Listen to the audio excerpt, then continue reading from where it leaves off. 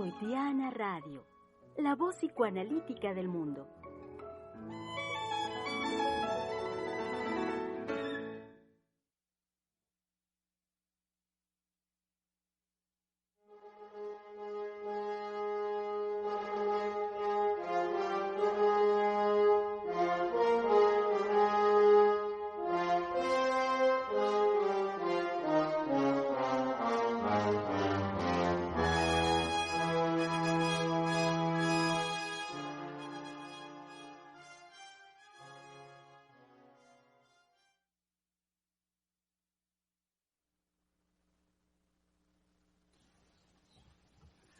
¿Cómo está, querido público? ¿Cómo están todos ustedes? Sean muy bienvenidos el día de hoy, miércoles 2 de junio del año 2021, en este su espacio, el espacio ya tradicional de la conversación, aquí en Freudiana Radio, la voz psicoanalítica del mundo.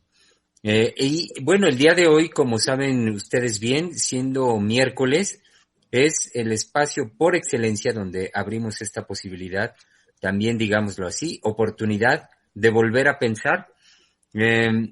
Pareciera, no sé, en algún momento yo he escuchado en algunas personas que pareciera para ciertos criterios un poco innecesario o hasta sobrado el hecho de que nos demos, en general los sujetos, nos demos las personas esta oportunidad de volver a pensar. Y este es, este espacio en la línea lógica de las conversaciones que semana a semana venimos realizando conjuntamente con ustedes, querido público. Hoy, mitad de semana, es por excelencia esta posibilidad, esta oportunidad. Volver a pensar en el caso del trabajo que hemos venido desarrollando estos días, este tema, esta fuente, porque no solo es un tema, digamos, en términos de lo concreto, sino es una fuente, por supuesto, muy rica para la conversación y para pensar. Me estoy refiriendo al título que hemos venido desarrollando estos días y que es Del amor líquido a la sociedad del cansancio, la verdad de la frustración. Reitero entonces, querido público, que sean muy bienvenidos. Esperamos, por supuesto, sus participaciones, sus comentarios al respecto de tan rico, tan interesante nuestro tema de conversación. Hoy, como lo decía, siendo el miércoles de volver a pensar, saben muy bien que como tradición de miércoles está ya aquí con nosotros y le daré la cordial bienvenida que merece, por supuesto, a nuestra querida colega del Centro de Investigación y Estudios Lacanianos, la psicoanalista Valeria Reyes. Ay, así es un gusto estar aquí como todos los miércoles, pero además estamos estrenando mes y hoy a mí me sorprendió darme cuenta que estamos ya a la mitad del año, porque es el sexto mes del año y me pareció como una experiencia muy satisfactoria en el sentido de que el trabajo continuo que hacemos en la radio no me había permitido, digamos, detenerme a sentir el transcurrir del tiempo. Entonces, me parece algo muy satisfactorio porque definitivamente en esta época de pandemia, pues hemos sido testigos, digamos, que a partir de la creación de la doctora, no caímos en una frustración. Entonces, dado que volver a pensar viene al caso de una reelaboración del pensamiento, de las vivencias y sobre todo del tema que ahora vamos a hablar, que es la verdad de la frustración, pues me parecía algo muy particular en este ambiente, digamos, de todo lo que se ha desencadenado, pues es como lo sorprendente, lo que viene siempre a impactarnos en esa posibilidad de lo que se puede crear a partir de estos acontecimientos que han venido a cuentas en la humanidad. Entonces, pues estamos aquí, yo estoy muy contenta y muy animada por el programa de hoy. Muy bien, Vale, muy bienvenida. Como también bienvenida, por supuesto, nuestra querida directora del Centro de Investigación y Estudios Lacanianos, la doctora Silvia Heiser. Bueno, yo verdaderamente con una carcajada recibo el programa porque no sé si todavía se pueda hablar de la importancia de la pandemia que estamos viviendo, pero en lo político, ¿sí? Es una pandemia también, porque nos hemos enterado de los alcances de los asesinatos para los candidatos y nos hemos enterado, ¿sí?, de cómo el objetivo de yo voy a ganar, cueste lo que cueste, ¿sí?, ha sido una razón de la especie humana y que por eso se gestan las guerras. Pero ahora la guerra que tenemos que, digamos, lidiar es precisamente esta guerra que no es fría, sino es una guerra candente, abierta, descarada, en cuanto que asesinar a candidatos con la idea de demostrar quién tiene el poder aquí y quién manda, quién es, digamos, el que tiene el poder de matar, porque matar a otros y no ser castigados, no pagan por sus crímenes, pues es lo que anima más al canalla, ¿sí? Porque sabemos que la satisfacción del canalla es llevar a cabo lo peor y no pagar por eso, no pagar por el daño que produce a otros, sino que su satisfacción está jugada precisamente en demostrarle al otro que puede ser muerto. Es decir, ¿qué pasaría si nos volviésemos, los buenos, claro, los buenos, nos volviésemos imposibles de matar? Bueno, también sería muy aburrido, ¿no? Sí. No, imagínense eso. Pero ¿por qué no desear que de alguna manera las hegemonías del poder no sean precisamente a través de las guerras? Porque sabemos que esto de abusar del débil, pues ha sido la razón de los ejércitos que se formaron y que llegaban, digamos, a las comunidades y las devastaban. No solamente mataban niños, mujeres embarazadas, ¿sí?, hombres ancianos que no se podían defender, en fin, lo hemos visto tanto en la historia de la humanidad, en esas películas hollywoodenses que son, híjole, impresionantes por la magnitud de la producción, ¿sí? Lo hemos estado viendo y ahora nos toca vivirlo, ¿no? Es decir, que en estas elecciones haya crímenes para conseguir el poder es definitivamente abominable.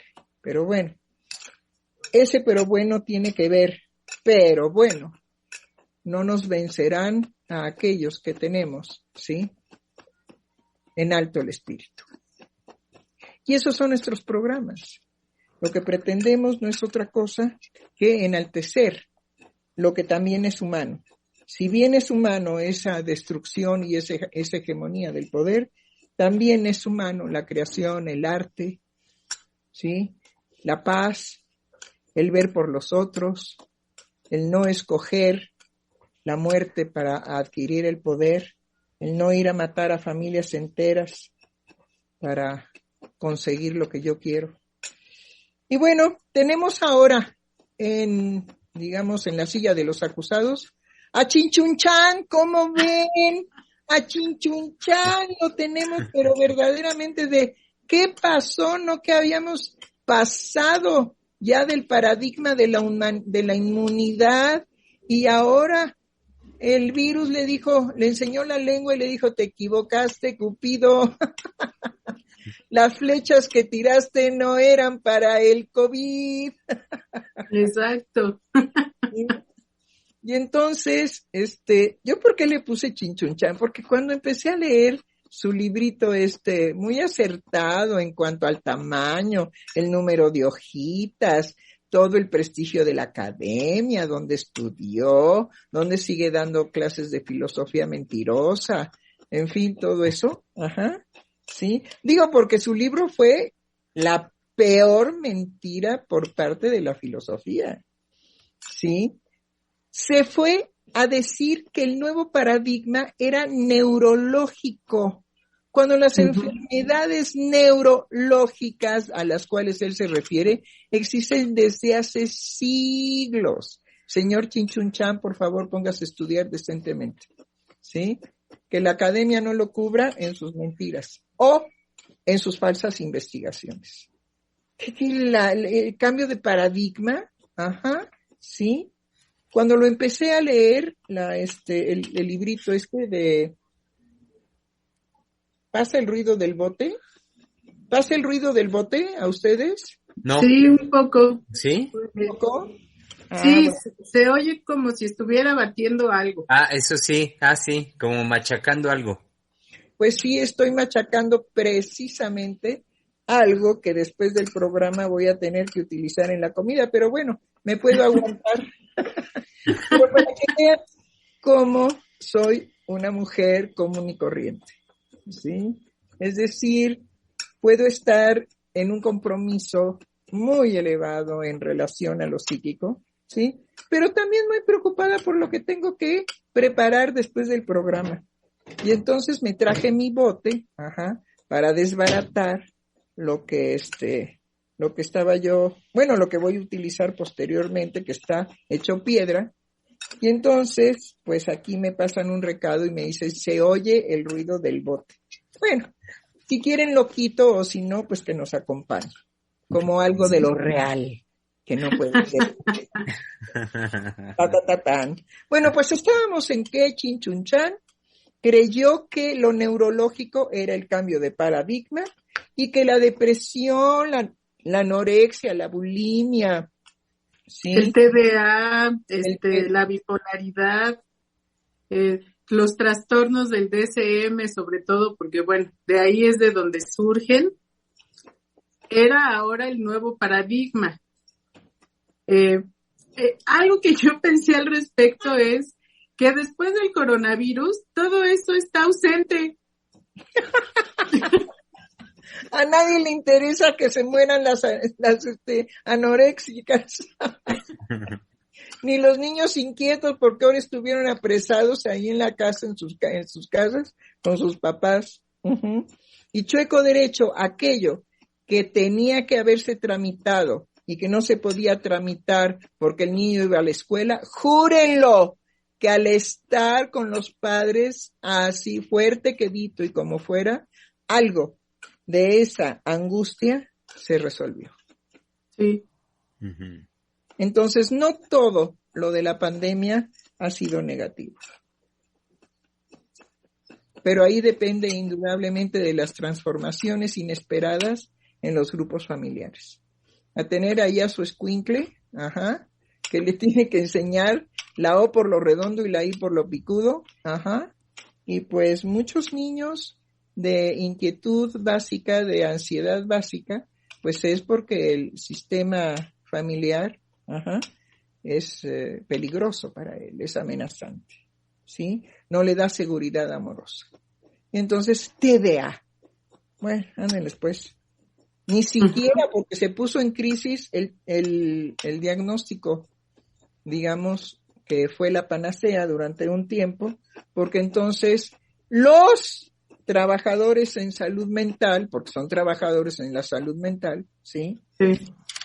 Pues se vieron auxiliados por el manual de enfermedades, porque pues ya nada más tenían que ver a la persona y preguntar, ¿tiene esto? Sí. ¿Tiene se mueve permanentemente los dientes? ¿Cómo le llaman? Ay, porque hay el nombre técnico. Bruxismo. Sí, por favor, que vea nuestro público que somos cultos.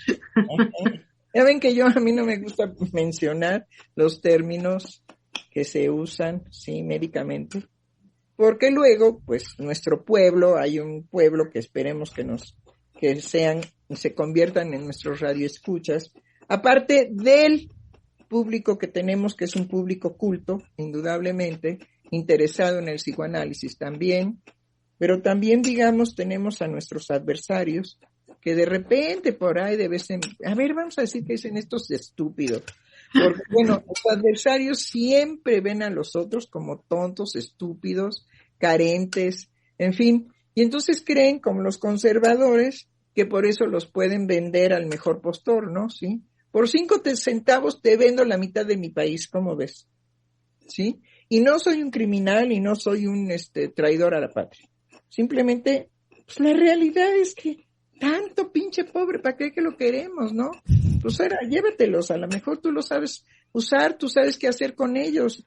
Y pues ya, llévatelos. Total, son muertos de hambre. Y por un taco venden hasta a su mamá. Entonces, pues, órale.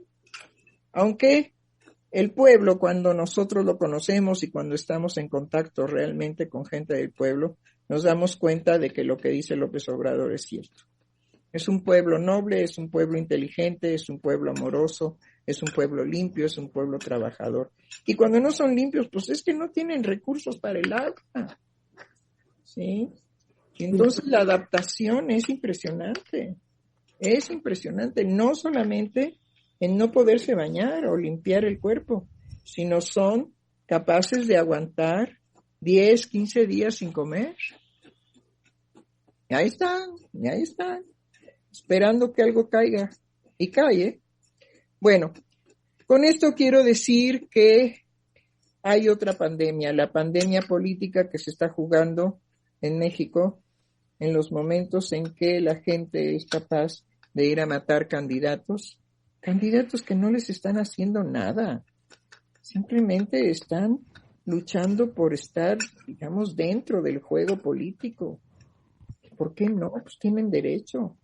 Pero se trata de que el poder no se gane derecho. Pues simplemente vean a los intrigantes más famosos de la historia, a ver quiénes son. ¿Quiénes son los que se llevan la fama de intrigantes políticos pero de veras de primera línea? ¿Quiénes será? Los franceses, hombre. ¿Sí? ¿Y quiénes son los que verdaderamente son corruptos de alma? Pues el Vaticano. Sí. No tenemos que hacer muchos esfuerzos. Digamos, lo poquito que sepamos de historia universal nos dice de qué tamaño son las pelotas, ¿no? Uh-huh. Sí. Y los problemas. Bueno, adelante. Pues tenemos nada menos que en la silla de los acusados a Liu Shulhan, ¿no? Sí. ¿Lo dije bien? Sí. Uy, pues yo creo que ya me cae bien el señor. Pobre, cayó re feo con el COVID. Híjole, sí, pues es que ya era su destino. No, y se robó toda la idea de que el nuevo paradigma era neurológico. Pues ¿a quién le estaba haciendo la barba? Pues las yo creo que psíquicas han existido desde... Sí, pero como que venía montado en una ola de lo que en ese momento estaba haciendo ruido, digamos, porque leyendo el libro, que además es tedioso y aburrido, Sí. hay una parte en donde él habla de la contemplación. Ajá. Entonces, me llevó a pensar en estos movimientos que ahora se usan del mindfulness, que ya estuvimos hablando de ellos en alguna ocasión, que Sí. es la meditación y la contemplación, como si eso fuera a resolver los conflictos psíquicos. Sí, exacto.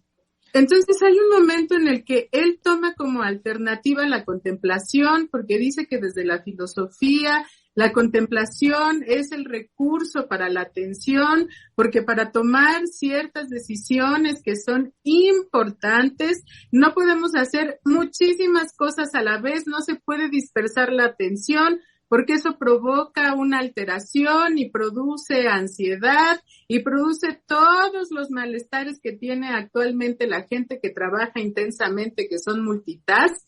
Entonces, el remedio para eso es volvámonos contemplativos. Pues sí, pues es que también el buen hombre se fue a estudiar teología y cree que la teología tiene que ver precisamente con volvernos contemplativos, ¿no? Ahora, hay algo que es hermoso porque usted me lo acaba de recordar.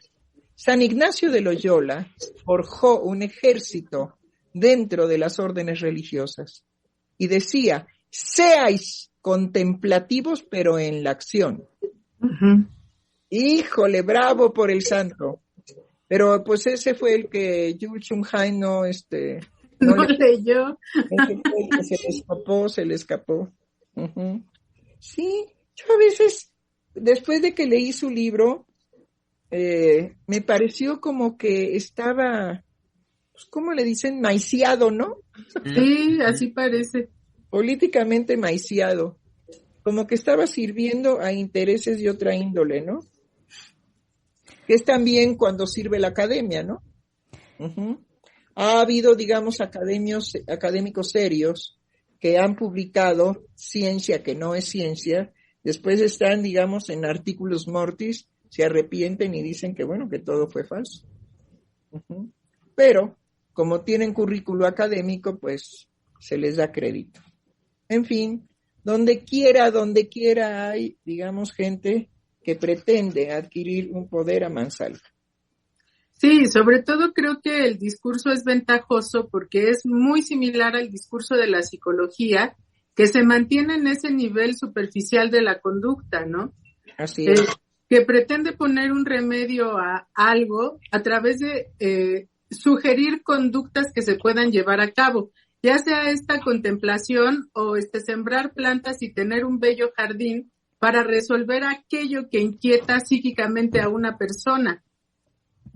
Y que definitivamente, a mí en el caso de la contemplación, su forma descriptiva de hablar de ella, más me hizo sentir que se trata de un estado de muerte que ese impulso por la vida.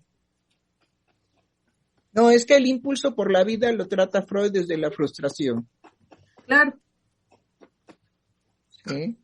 Y ciertamente ahí es donde yo sospeché de este hombre como que estaba tratando de servir algún, pues no sé, alguna ideología de poder tramposo.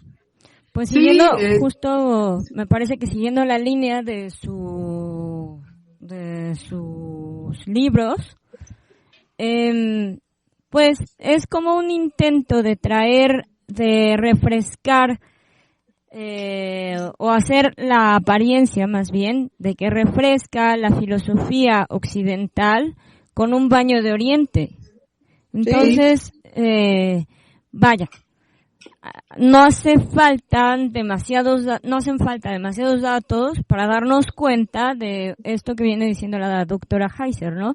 Esta línea política de la pugna que siempre ha habido entre Oriente y Occidente. Y que ahora Oriente, pues trae, digamos, dentro de trae una costumbre ancestral en Oriente, que en Oriente cobra sentido y trascendencia. Exacto. La meditación, ¿sí? Y la contemplación. O sea, hay, digamos, jardines, en Japón, hermosísimos, únicamente para la contemplación. Sí. Claro, en una cultura completamente distinta, que no pues podríamos... Simplemente las mujeres usan kimono y los hombres también. Sí. Y saben, digamos, sentarse y hacer su vida en el piso. Nosotros usamos mesas y sillas. Ya eso nos marca. Claro. De hecho, se organiza la circulación en el cuerpo de otra manera. Hay mujeres deformadas. Son zambas. ¿Por qué? Pues por la forma en que tienen que hacer el quehacer de la casa y toda su actividad. Es muy cerca del suelo, más bien en el suelo. Sí. Claro. Pero creo que ellos tienen el tatami, ¿no? Es una cosa muy interesante el tatami. Bueno, ¿qué? Que algo que yo tomé en cuenta porque este hombre es coreano. Entonces, ha ocurrido un fenómeno con las cosas que vienen de Corea que a mí me pareció relevante, porque tiene, pues, ¿qué será? Como 2-3 años que empezó a circular, sobre todo entre los adolescentes, telenovelas coreanas. Sí. Entonces, son telenovelas, pues, al más, claro estilo de Televisa, pero ahora son coreanas. Entonces, ¿hay telenovelas de ese tipo? Sí, Germán. Está tu micrófono apagado. Gracias, Vale. Es que hace poco pasaron unos camiones y hacían ruido acá. Sí, es que rápidamente, Vale, ahorita en lo que mencionas, Esos camiones estaban compitiendo con mi ruido. Sí, doctora. No es justo. Gracias, Germán, por eliminarlos. Sí. Sí, y quería decir, Vale, cómo es toda una oleada pop, del pop que sabemos que cómo impacta en la población juvenil, porque además de las telenovelas, en lo que dices ahorita, los músicos, estos grupos plásticos, porque sabemos cómo los arman, tanto de varones como de mujeres que hacen la música pop que rige y dirige mucho de la ideología en ese nivel muy superficial, la ideología pop de las juventudes de ahora. Viene de Corea del Sur. Que fue lo que en su tiempo, por ejemplo, aquí fue Menudo y esos grupos, como que es lo que ahora se está despertando allá. Además de, pues una forma muy occidental en donde los coreanos se ven ridículos, desde los cortes de cabello, la ropa que usan, la apariencia, bueno, que a mí se me hace bastante artificial, porque no tiene que ver con su cultura, sino con todo lo que ahora están tratando de adaptar y de adoptar de Occidente. Claro, pero para conquistarlo. Y conquistar justamente a los jóvenes occidentales. Es borrar la diferencia, como en los discursos de género, para ir a, digamos, de manera subrepticia a conquistar al otro. Uh-huh. Sí, y que precisamente yo lo que relacionaba esto es la intención de este filósofo, sí, en lo que escribe. Porque además el libro fue tomado casi que como guía espiritual. Ah, qué caray, ¿de veras? Sí, esas eran las referencias del librito, ¿no? Como que de alguna forma da consejos de cómo uno puede salir de la sociedad del cansancio. Ajá, solamente que la paradoja de él es que en el momento en que sugiere todos estos beneficios para salir del positivismo asfixiante, o no se da cuenta o es muy mañoso porque él ofrece un método positivista. Sí. Es decir, contra el positivismo que te cansa, te ofrezco un positivismo que te descansa. Sí, exacto. Y es otra forma de lo que ahora llaman psicoeducación. Sí, exacto. Entonces, hay algo, bueno, ¿iba a decir usted algo, Giselle? Sí, que hay que ver que hay en la academia que abre las puertas a estas posibilidades de que este tipo de cosas pasen por académicas. Y justo revisando el libro de Amor Líquido, que no está al nivel de Byung-Chul Han, me parece, que Bauman hace un esfuerzo. No, es otra categoría. Sin embargo, no sale de la metáfora. Entonces, la academia nos atrapa, nos embroma con la metáfora, que todo el mundo se compra con decir, con asumir que está dicho algo, con decir amor líquido. Y Bauman va del amor líquido, el hombre líquido y la sociedad líquida, y finalmente no hay una sustentación de en qué está la liquidez.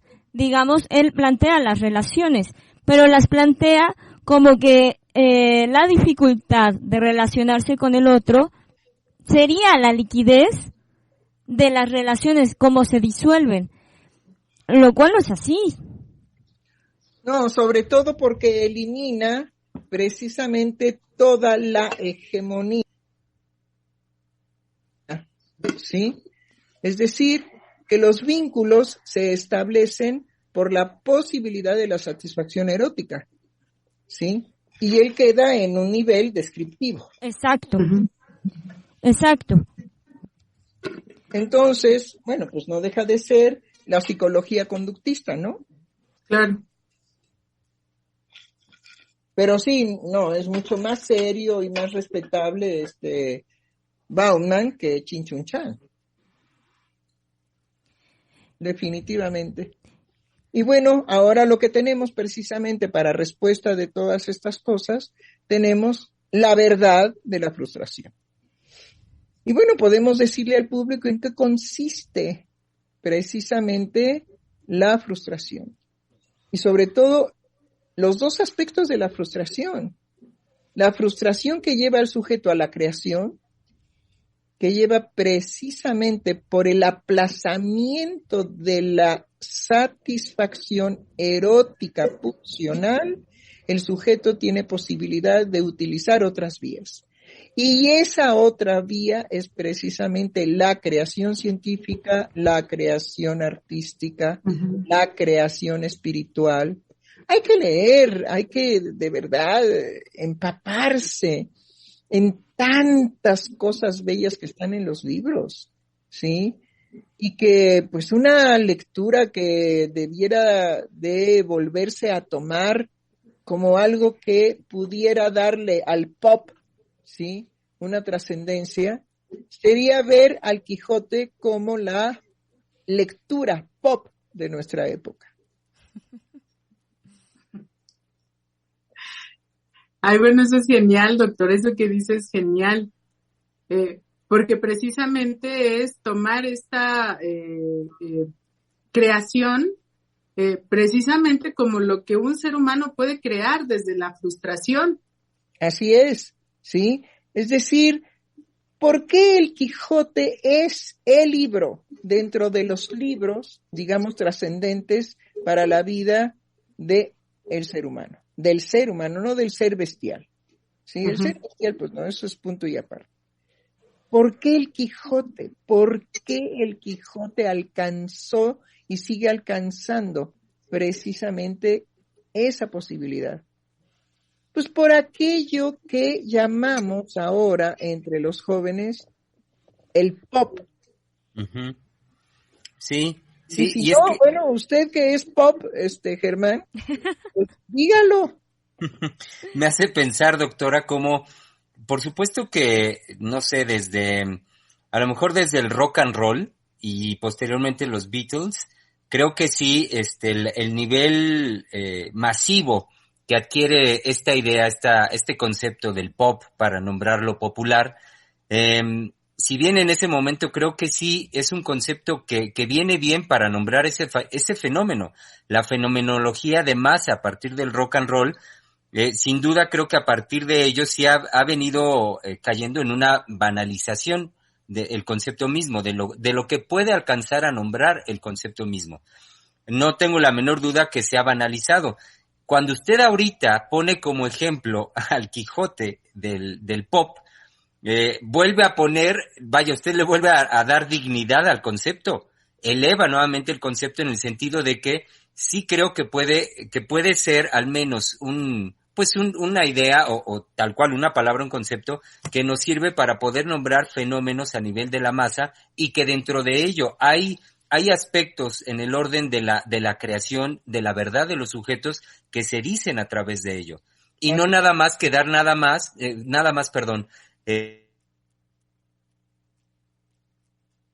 ¿Germán? Hoy en día, en el 2020. Se cortó un poco su comunicación, Germán. ¿Cómo? Se cortó un poco la comunicación.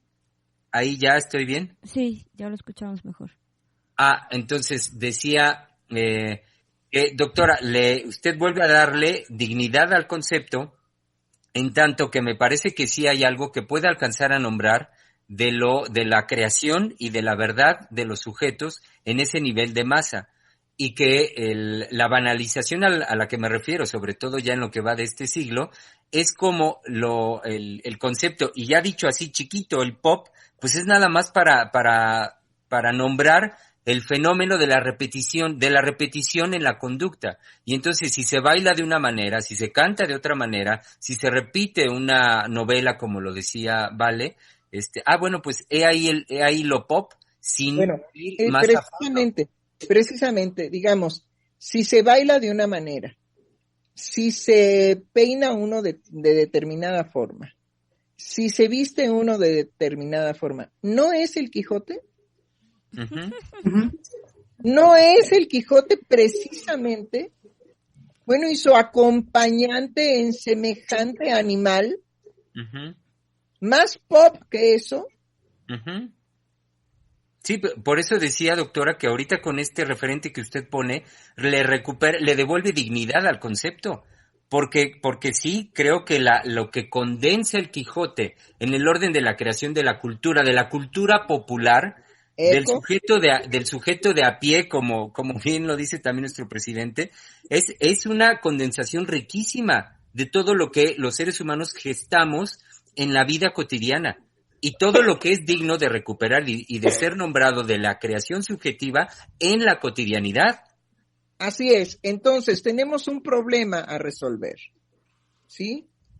Del amor líquido, de la sociedad del cansancio, la verdad de la frustración.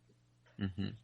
Entonces, hablemos de la frustración. Exacto, doctora, porque ahorita ya que lo plantea, sí hay algo que se sostiene permanentemente en la creación del Quijote. Ay, no, qué genial lo que dice. Es la frustración. Es decir, aquello que lanza a este hombre a su aventura es la frustración. Así Aquello es. que se sostiene permanentemente en su experiencia cotidiana de vida es la frustración. Y en una cuestión muy particular, ¿cuál? La posibilidad de conquistar el amor de su doncella. École, bravo, que por cierto, ahora, en esto que se pretende de Bauman del amor líquido, sería no la frustración que lleva precisamente a la masculinidad a intensificarse, sino que la frustración anima a la masculinidad a acomodarse, a feminizarse. No porque lo femenino sea, digamos, lo malo, no, sino lo femenino puede darse en la masculinidad y entonces estaríamos perdiendo precisamente eso que es tan necesario para manejar la dialéctica de los sexos. Si perdemos la masculinidad, no es que perdamos al hombre. No, pues el hombre ahí está y va caminando afeminado. Uh-huh. ¿Sí? Y ahora ya ni siquiera es femenino masculino, sino lo más grave es el desfile que acaba de acontecer con las siglas que a mí me cuesta mucho trabajo. No sé qué cosa. LGBT. Eso es, gracias, Vale. LGBT, ¿sí? El cuerno que te pequé. No, qué barbaridad. ¿Cómo voy a ser representado en toda una historia de la importancia del nombre, de la importancia de nombrar algo? Hacer acrónimos LGB. BT. Háganme favor. Bueno, y eso tiene que ver también, doctora, lo de los acrónimos, con la importancia de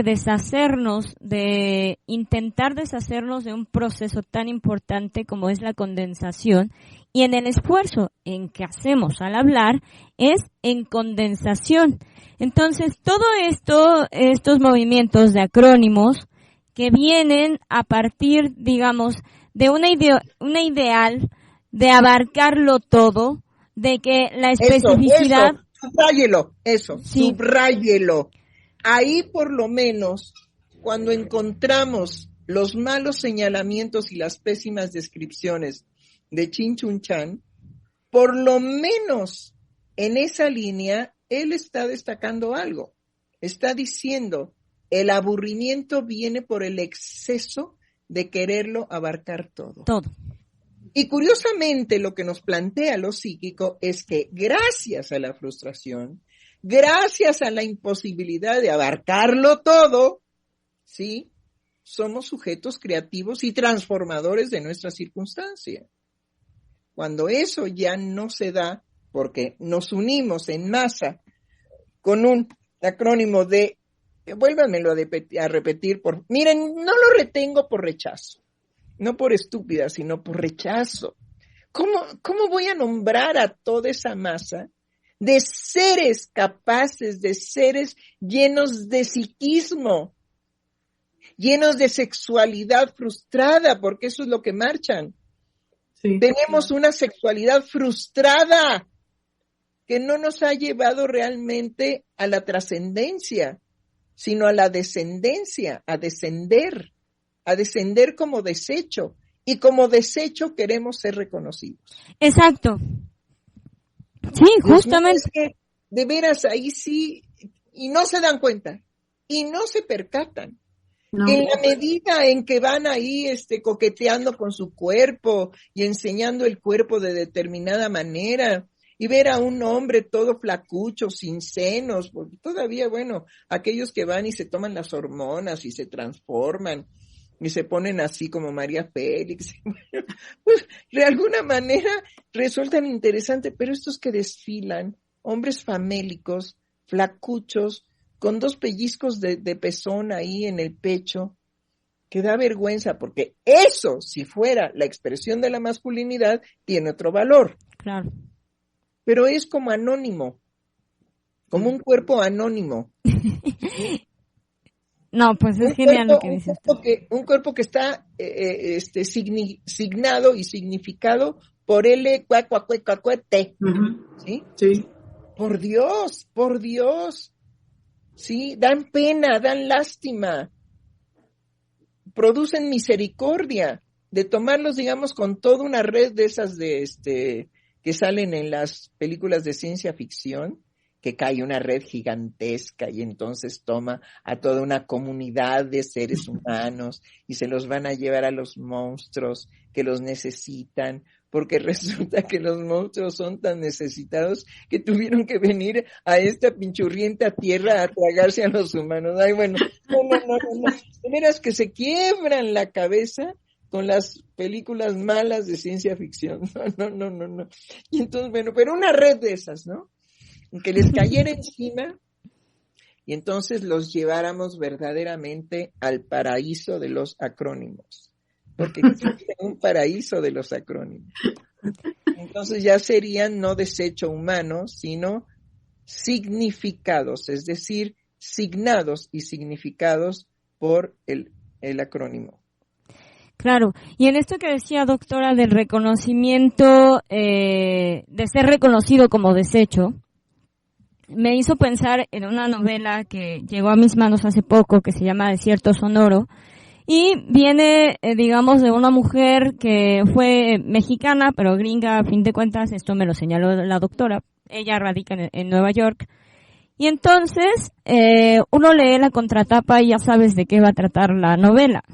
Es decir, en la contratapa te dice, te vende toda la cuestión de trata la migración, las familias compuestas, etcétera, etcétera. Entonces ella armó por anticipado la estructura de su novela y se ve la rigidez con la que se ajustó, digamos, a ser moderna.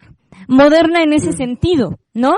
De querer abarcarlo todo, de que nada quedara llegado al lector como golpe de sorpresa, como cuando uno lee Fausto y dices, no entiendo, pero me llegó.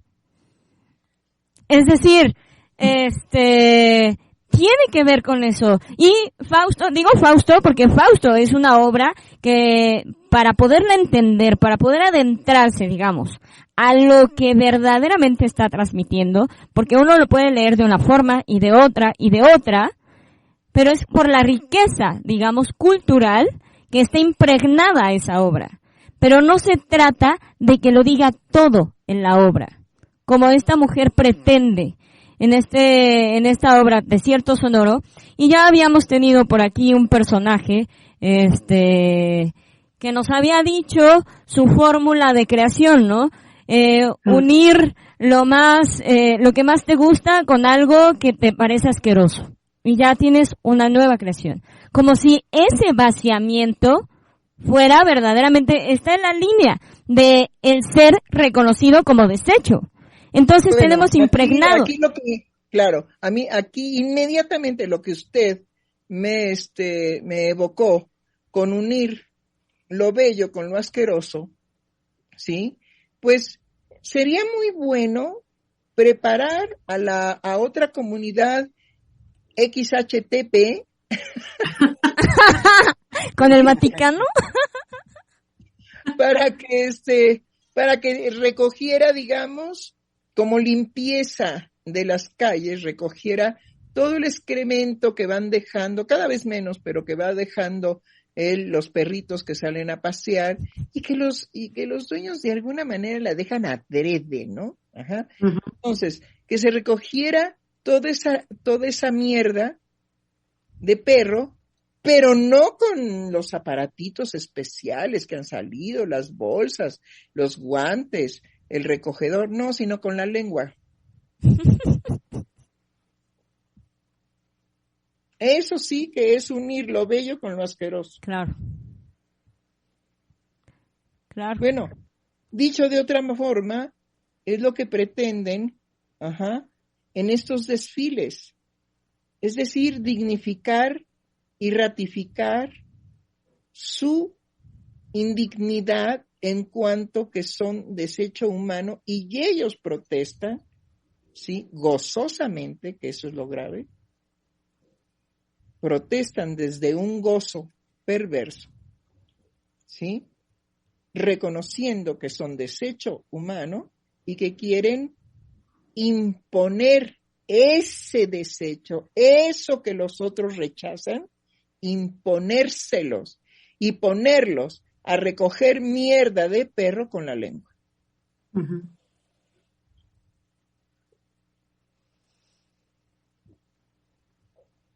Porque el circular de esta manera tan ofensiva y tan desagradable para otros, y hacerlos soportar esos desfiles, no es otra cosa más que decir, soy una mierda, soy un desecho, y ahora te aguantas, porque ahora te lo unto en la cara. Claro.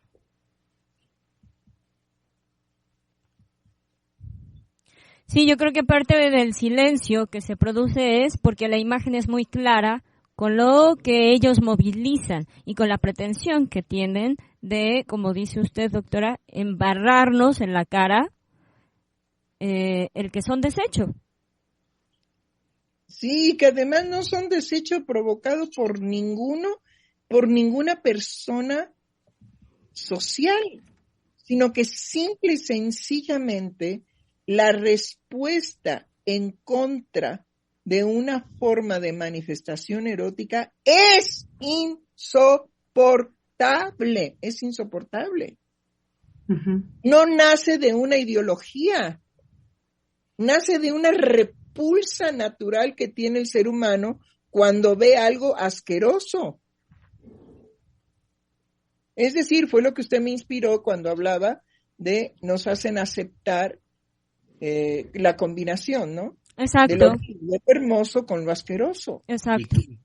Que a lo único que llegan es a restregarnos el placer mórbido de ellos, justamente con esa morbidez, sirviéndose de esas formas mórbidas, entonces es restregarnos la morbidez de su satisfacción erótica de esa manera. Sí, exacto. Es el desfile de lo obsceno por excelencia. Es decir, ¿quién se molestaría de que hicieran un desfile, sí? Pues si quieren con ropas extravagantes, ¿por qué no? Luminosas, que se enreden en un cable de luz lleno de luces, ¿por qué no? Bueno, que lo hagan, ¿no? ¿Sí? Pero no, nos presentan una obscenidad. Uh-huh. No nos presentan un desfile carnavalesco que puede ser grotesco. Uh-huh. Pero que no es obsceno, y que cuando el desfile de carnaval es obsceno nos damos muy bien cuenta de qué es lo que pretende. Entonces, regresemos, digamos, a ciertas cosas que han trascendido la historia. El carnaval se organiza en función de que no se pierda, ¿sí?, por la ley, que no se pierda por la ley de prohibición a determinadas manifestaciones sexuales, que no se pierda la sexualidad. Ese es el chiste del carnaval. No un bacanal, eso es otra cosa. Las orgías de Baco son otra cosa. que no es una libertad sexual, Sí. sino es exigirle a mi cuerpo y a los cuerpos de los otros un placer imposible. Eso es lo que está dicho, sí, en muy profundamente en el discurso psicoanalítico de Eric Lorán. El feminicidio se debe a que el hombre le exige al cuerpo de la mujer un goce que es imposible. Y solamente lo alcanza en el asesinato. Justo eso me hace pensar, doctora, que ahora que revisaba la cuestión de la frustración en la obra freudiana, hay un momento en el que Freud habla de que ante la frustración el ser humano tiene dos posibilidades.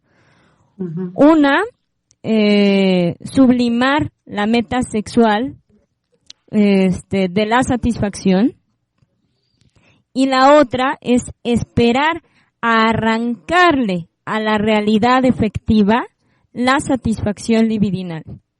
Arrancarla. Tiene que ver con esto que usted decía, doctora, de la postura de exigirle a mi cuerpo y a los cuerpos de los otros un placer imposible. Un placer imposible, exacto. ¿Sí? Por eso, digamos, estos desfiles, ellos son un desecho. Ellos es lo que desfilan. Soy un desecho y te lo voy a restregar en la cara. Porque me repudias, me repulsas, soy repulsivo para ti por mi obscenidad, pero por mi obscenidad sexual. Exacto. Exacto. Y es en esa postura, por supuesto, que nadie va a contemplar los derechos de los heterosexuales. Les es arrancada, digamos, esa postura de sujeto de pleno derecho. Es que miren, lo que tendríamos que tener a juicio de los derechos es precisamente, ustedes podrán hacer un desfile, por supuesto que sí, claro que sí, pero sin agredir a otros. Sin agredir a otros. No se trata de que cuando ustedes pasen por Reforma, ¿sí? Tengan que cerrarse las ventanas para no verlos. Sí. No se trata de eso, no provoquen eso. Ni se trata, digamos, de que les echen bacines de mierda y orines. Porque son repulsivos. Entonces creo que va más bien por ahí. Bueno, entonces, ¿qué más dice Freud de la frustración? Pues justo estaba lo que acaba de decir Giselle, creo que también lo retuve yo como de las cosas más importantes en relación a la segunda posibilidad de la sublimación y cómo eso lleva constantemente a la posibilidad de creación. No quiere decir que de la otra forma no se haga, pero una creación distinta en relación a una neocreación que produce, digámoslo así, y así lo puedo decir yo, un bienestar, que no es una garantía ni tampoco es para todos, pero algo que a mí me llevaba a pensar en relación a la frustración tiene que ver con mi formación como psicoanalista y con una exigencia constante, pues que la doctora nos hace a todos los que nos estamos formando en el centro, precisamente de esa posibilidad creadora, de que cuando uno puede caer en el tedio, digamos, o en la flojera, o sí, en rendirse ante lo que apremia, siempre es una exigencia de surja, ¿sí? Surja desde aquello que usted es capaz de crear. Y sobre todo, yo lo pensaba en relación a algo que constantemente la doctora nos señala en relación al síntoma, de si usted ha sido capaz de crear ese síntoma, ¿sí? ¿Qué lo detiene para no lograr todo aquello que usted se propone? ¿Sí? Y que precisamente llevarnos a hacernos responsables de esa creación creo, bueno, al menos en mi caso es una forma de continuar y de poder, digamos, sacar recursos de donde uno no cree que existan para poder seguir y responder ante ese llamado constante, sobre todo nosotros, en la formación como psicoanalistas. Entonces, a mí me parecía que esas posibilidades surgen desde el psicoanálisis, y desde el psicoanálisis sí hay una posibilidad de no pertenecer a esa sociedad del cansancio desde la creación. Sí, sí. Porque, vale, me haces pensar de inmediato que por una cuestión ahí fundamental, que es el psicoanálisis, el único lugar como experiencia y el único discurso donde el síntoma tiene este nivel de reconocimiento al que tú estás señalando. Es decir, es reconocido con la dignidad de una creación y no es la connotación tradicional que viene del ámbito médico, visto y tomado simplemente como algo negativo que tiene que ser quitado de la persona.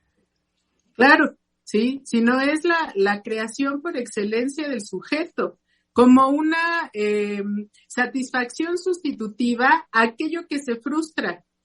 Uh-huh. Entonces, haciendo este análisis de la sociedad del cansancio, algo que a mí se me ocurrió es, bueno, desde el psicoanálisis no puede haber un cansancio porque la pulsión no descansa ni se cansa, sino que es un empuje constante, ¿sí? Y que sabemos además que siempre llega a una satisfacción, ¿sí? Entonces que la frustración vendría a ser parte de la dinámica psíquica y que de ninguna manera dentro del psicoanálisis se propondría jamás quitar la frustración.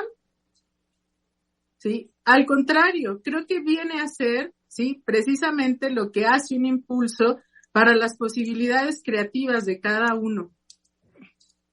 ¿Sí? Y que desde ahí lo que yo pensaba es que una sociedad del cansancio no es posible, ¿sí?, dada la pulsión que nos habita. Sí, la pulsión está ahí y es constante, bueno, hasta que uno se muere, ¿no? Mientras tanto, se puede crear. Mientras uno se muere, se puede crear. Bueno, creo que mientras uno se frustra... Sí, se puede crear. Se puede crear. ¿Hay algunos comentarios, Germán? Claro que sí, en este momento los escuchamos. Yesenia García Salgado nos dice lo siguiente: buenos días, queridos doctores, aquí con el espíritu muy alto por escucharlos. Saludos cariñosos. Rosalía Santiago, buenos días, doctores. Lourdes Sarmiento, en la actualidad nos encontramos bastantes humos o la idea de completud de lo fácil, lo rápido. Y me hizo total sentido una frase que encontré en el tomo 12 de las obras de Freud, que es: una vida gobernada por el principio de placer es irrealizable. Así es. Es decir, se necesita la frustración y de inmediato recordé lo que nos transmite la doctora Silvia. Ser realista logra lo imposible. Lo entiendo como un llamado a trasciende la frustración. Sí, claro. Es decir, la frustración es un impacto psíquico brutal que puede llevar al sujeto a la peor amargura y hacer de su amargura una forma de vida. Uh-huh. Y entonces será archisuperddinámico en buscar la frustración. Es decir, es paradojal. Pero un sujeto amargado, ¿qué hace? Si le sirven, digamos, el huevo de una manera en la mañana, ¡ah! Y si se lo sirven el otro, ¡ah! Y si se lo sirven de otro, ¡ah! Total que nunca podrá encontrar, ¿sí?, una forma de relacionarse con lo que el otro le da, con lo que el otro le ofrece. ¿Sí? La amargura es un estado anímico terrible. Uh-huh. Terrible. Uh-huh. Y bueno, ese es uno de los caminos de la frustración. El otro es, ¿sí?, como el cuento del niño positivo, no positivista, y del niño que es negativo, ¿no? Sí. Para el Día de Reyes, los papás, al que siempre ve lo bueno en todo, le regalan una caca de caballo, y al otro una bicicleta. Entonces el que es negativo en todo dice, sí, claro, mis padres quieren que yo me accidente y me muera. Y el otro ve la caca de caballo y dice, ¿dónde está el caballo? Y sale corriendo a buscarlo. ¿Sí? Entonces el amargado siempre verá en la disposición del otro, ¿sí?, una falla, cuando el que falla es él. Es la dinámica, digamos, de fallar en la relación con el otro, de fallar en la relación con el otro. Por eso, pues, la amargura es sumamente dinámica, pero sumamente terrible. En nada se puede encontrar un bienestar, solamente un malestar.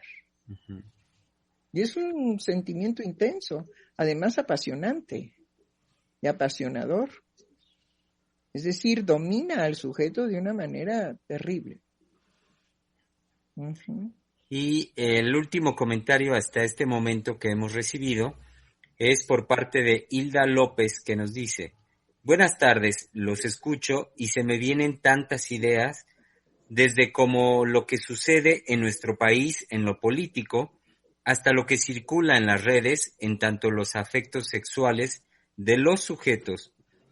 Quizá en todo esto podemos ver que aceptar los límites es algo que ya no se quiere pasar. Sí, eso es muy cierto, hay una verdad ahí. Aceptar los límites, pero es desde uno muy pequeñito, muy pequeñito, ¿no? Sí, el niño díscolo, el niño que si le cogen el chupete, ¿no? Y berrea y se azota y se pone morado y las mamás tienen que meterlo debajo de la regadera porque no respira y se ahoga. ¡Ay, Dios mío! ¡Ay, Dios mío!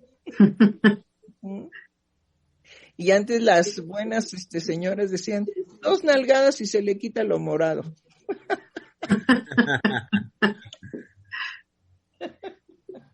Nos llegó un mensaje más de parte de nuestra radioescucha, Rosa Hernández, y nos dice: excelente día a todos. Siguiéndolos me hacen pensar que la frustración como una brújula nos posibilita una fractura en una compulsión a la repetición en las formas de satisfacción mórbidas. He ahí donde nos movilizamos de otra manera en creaciones únicas desde lo subjetivo. Frustrar no es acallar, es más bien dar lugar a lo intenso que podemos estar sintiendo. La creación de la frustración se anticipa desde lo psíquico en nuestros actos.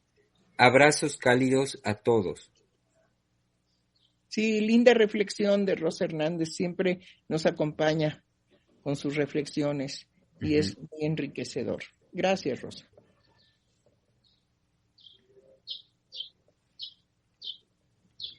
Bueno, hay algo también en la línea, digamos, de este quererlo abarcar todo. Ahí estamos esperando que alguien eche la pelota. Sí. Ay, yo estoy hablando. Hola, perdón. Yo estaba hablando, pero creo que no tenía apagado el micrófono.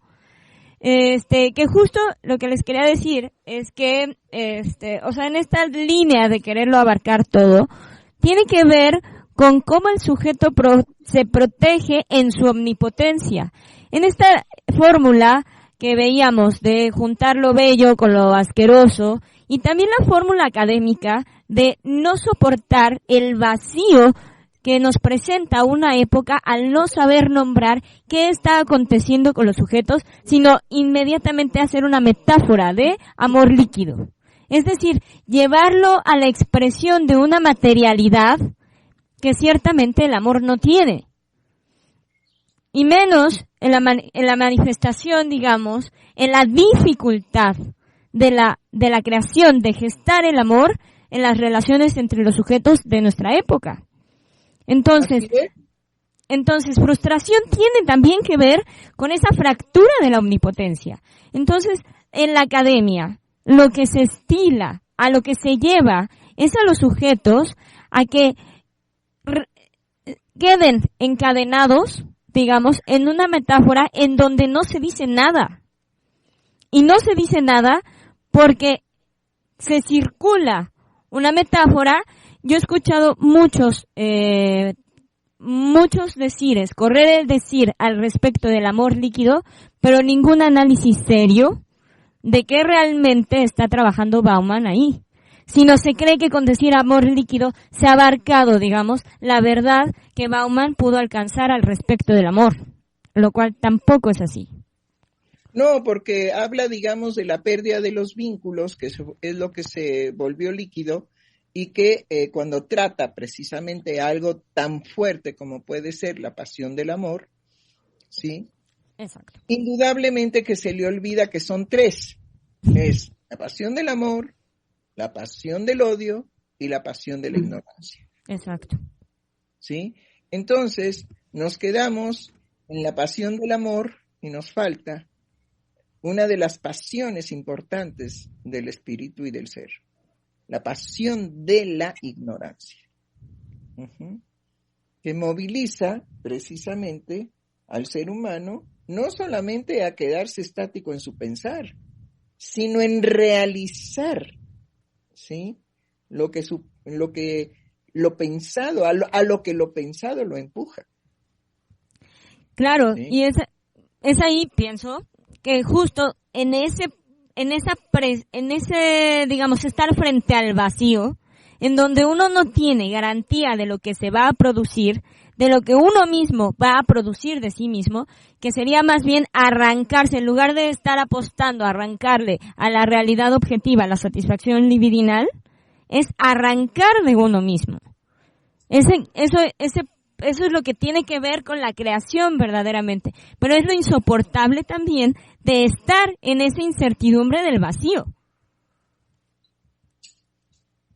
Sobre todo que hay algo que en lugar del cansancio debiera decirse del acomodo y de la flojera.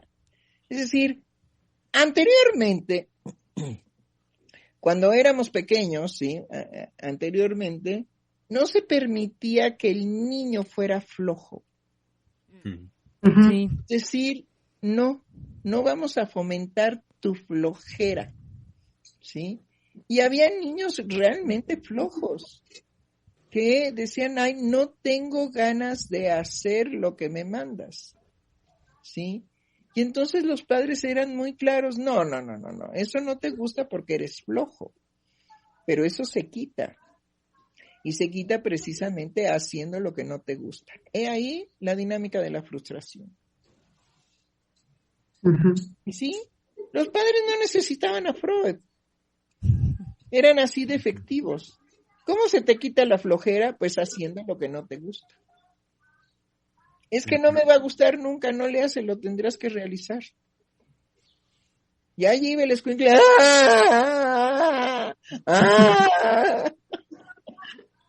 Pero finalmente lo realizaba. Sí, justo ahí está jugado el instaurar un valor sobre una insatisfacción. Sobre todo abrirle al niño posibilidades inéditas. Claro. Sí. Que era lo que regalaban antes los padres. La educación anteriormente era muy bella en ese sentido. Porque había padres tan amorosos que decían, no, hombre, yo te acompaño a hacer lo que no te gusta. ¿Sí? Pero vas a ir acompañado. Entonces ya el escuincle egoísta, berrinchudo, caprichudo, mimado por la madre, ¿sí? Pues ya iba porque pues lo acompañaba el papá. Y luego había la tía, que siempre metía su cuchara. ¿A quién quieres más? ¿A tu mamá o a tu papá? A mi mamá. Porque esa me deja el flojo.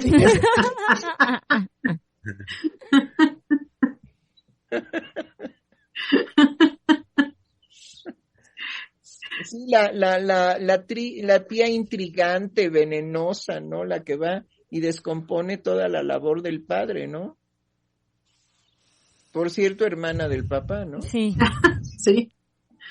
Y es que también, doctora, ahorita en lo que plantea el efecto, digamos, como efecto secundario en esa formación del niño de antes, veíamos cómo, podía ir con toda la queja en contra de su voluntad, ha llevado a la fuerza y quejándose y demás, pero cómo a partir de la realización de lo que tenía que hacer, porque era mandado a ello, el niño también ahí podía descubrir que en aquello que de inicio pues le resultaba insoportable, no quería, encontraba alguna cualidad o era capaz de crear algo a partir de la experiencia de realizar lo que no quería realizar.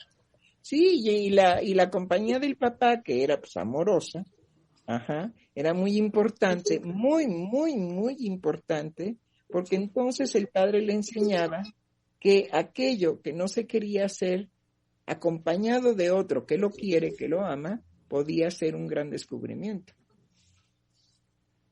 Sí, pero creo que ahora con todos estos discursos que entran dentro de lo políticamente correcto, ya todo esto de impulsar al otro para que experimente, para que haga lo que no quiere hacer, para que descubra algo en él, ya está mal visto. Sí, es un forzamiento. Y en esta línea, Vale, de lo que dices, siguiendo la lógica de lo políticamente correcto, hay que ver cómo el impulso ahora de reconocer los derechos humanos del niño, los derechos de la ONU Niños, que tanto atentan justamente, van en contra del sostenimiento ético de la frustración, atentan en contra de la frustración. Sí, totalmente. Totalmente, Germán, es muy puntual lo que usted acaba de decir, que indudablemente esto también es creado en función de que los padres tengan un límite de no matar a golpes a sus hijos. Sí. Es decir, también hay que decir la otra parte de por qué se crean estos organismos, ¿no? Sí, el derecho, digamos, a hacer del niño el acceso a derechos del niño, sí, es poner un límite a los padres. Es decir, es que el vecino, el pariente o alguien vaya y lo acuse de crueldad, de golpizas, de abuso que los padres tienen en relación a sus hijos, ¿no? Uh-huh. Entonces también hay que decirlo que, bueno, van en contra de la frustración porque son ignorantes, porque ignoran precisamente en tomar en consideración toda esta riqueza de lo psíquico que nos aportó desde el 1900, bueno, antes, pero desde el 1900 Freud, y que definitivamente se descarta. Y en ese sentido cada vez estamos más perdidos. De ahí la importancia de los psicoanalistas en cuanto a alzar la voz y señalar precisamente estos aspectos. Los derechos del niño fueron creados para limitar precisamente la omnipotencia que tenían los padres en el decir, es mi hijo y yo hago con él lo que yo quiera. Óigame, ¿no? El niño tiene derechos porque es un ciudadano. Uh-huh. Sí, pero yo no lo registré. Esa es una falta y ahorita se la cobramos. Sí, no registrar a los niños. Pero el niño es un ciudadano desde que nace. Entonces tiene un derecho el niño que lo protege en contra del abuso bestial de es mi hijo y yo hago con él lo que yo quiera. No, óigame, no. ¿Sabe qué? No, señor bandido. Uh-huh. Bueno, más o menos así era el papá de Luis Miguel, ¿no? Sí. A propósito de Pun, yo tengo un cañoncito, ¿no?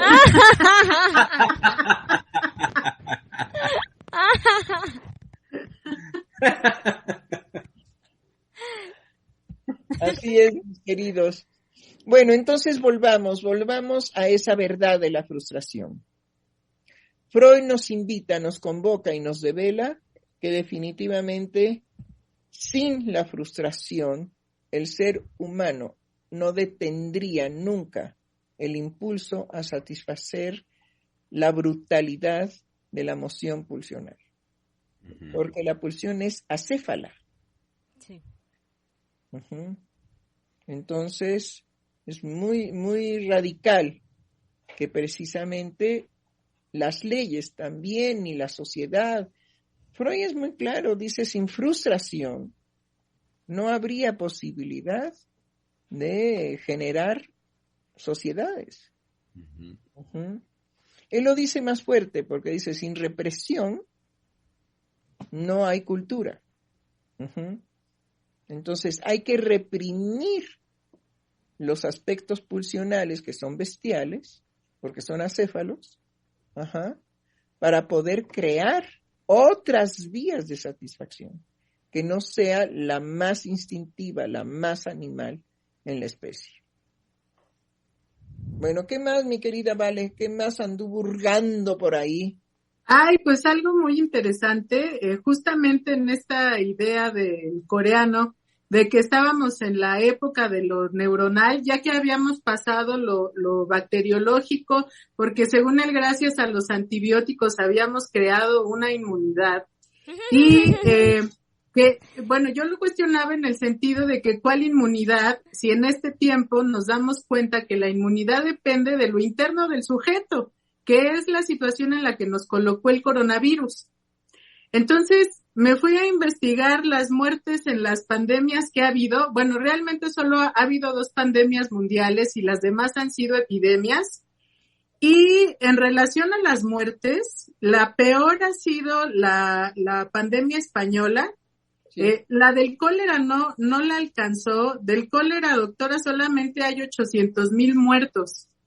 Y el cólera sigue activo en la India. Esa no se ha detenido.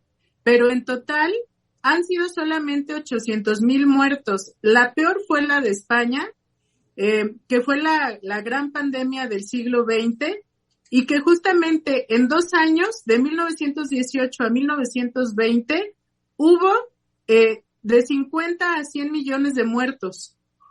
¡Ah! Y esa fue a nivel mundial. 100 millones de muertos 100 millones de muertos. por la gripe española. Sí, que es un tipo de influenza, pues es la H1N1. Sí. Uh-huh.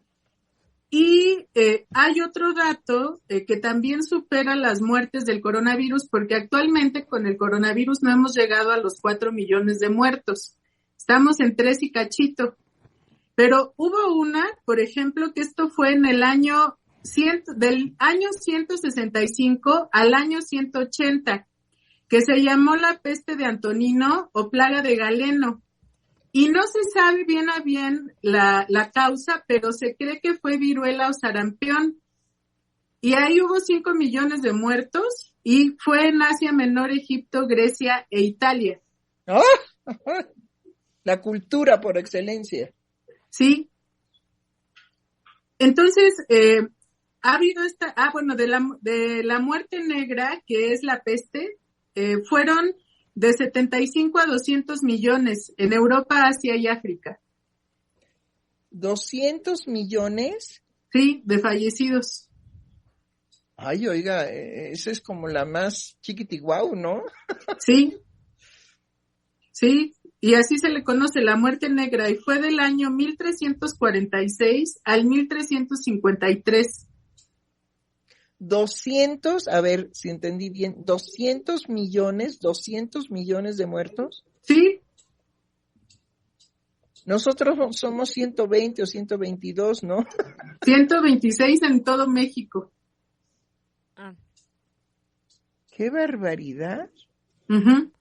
Y fue entonces, abarcó para los 200 millones, abarcó Europa, Asia y África. Ay, ay, ay, ay, ay. Sí, mundiales solamente hay 3, la del coronavirus, la del SIDA, que esa es otra importante, que lleva 35 millones de muertos, y la pandemia de la gripa española. Todas las demás han sido localizadas en algunos continentes, pero no en todo el mundo. No ha sido pandemia. Sí, no ha sido pandemia. Oiga, qué horror. Sí. 200 millones de muertos 200. Bueno, pero con todo y eso no nos hemos extinguido. Pues es que sí, 200 millones de muertos. No, pues por eso yo hice la cuenta rápido, ya hubiéramos desaparecido, pues somos 120 y tantos. Nada más ahorita, en toda la República Mexicana que desapareciera el mexicano, serían 120 millones. Y además, doctora, que en el contexto, porque esos 200 millones es dentro de una época donde la población mundial no era tan numerosa como hoy. Claro. No, Entonces, esos 200 millones en aquel entonces sí puso a temblar a la humanidad. sí, pues iba a desaparecer la especie. Sí. Sí, Pero claro. entonces, digamos, se compensó también con una reproducción, me imagino, masiva, ¿no? Sí, Ante el miedo de la extinción. sí. A reproducirse, se ha dicho. Hubo países como Australia o Canadá que invitaban a la gente a irse a vivir allá para poblar. Claro, claro, sí. Sí. Sí, es la solución. Rellenar, digamos, la carencia de seres humanos con otros seres humanos que vengan de otro lugar, ¿no? Uh-huh. Pero de alguna manera, para que se haga pandemia, tienen que vencer todas las posibilidades de los sistemas inmunológicos, ¿no? Sí. Y aún así vemos que hay sobrevivientes del coronavirus porque son completamente inmunes, ¿no? Que les hace lo que el viento a Juárez. Lo transmiten, eso sí es el peligro de Sí. son bueno, que ellos son inmunes, pero Asintomáticos. asintomáticos, eso es, se me había olvidado la palabra, el término. Sí, son asintomáticos, son sin síntoma, pero sí transmiten el virus, son los más peligrosos. Porque pues no se les nota nada, no se les ve nada. Y en los aparatitos que toman la temperatura, pues sirven para maldita la cosa, ¿no? Sí. Porque no se han hecho tampoco las estadísticas de todos aquellos personajes que van y se hacen la prueba porque sospechan algo, ¿sí? Pero que son asintomáticos. Pero esos son los más peligrosos porque son los que más contaminan. Y han sido contaminados a toda la familia, ¿no? Sí. Sí, hay cosas muy tragediosas, cosas muy terribles con esto del coronavirus. Bueno, pues estamos ya por concluir el programa y entonces sería muy conveniente que cerráramos. Que no hay más creación que a través de la frustración. No hay más sentirse un amargado y un deshecho cuando no se soporta la frustración, cuando no se sabe qué hacer con ella. ¿Sí? Bueno, pues dejemos por lo pronto aquí. Nos vemos entonces mañana jueves para concluir nuestra semana al respecto del amor líquido, a la sociedad del cansancio, la verdad de la frustración. Nos vemos, queridos. Hasta mañana. Hasta mañana. Mañana.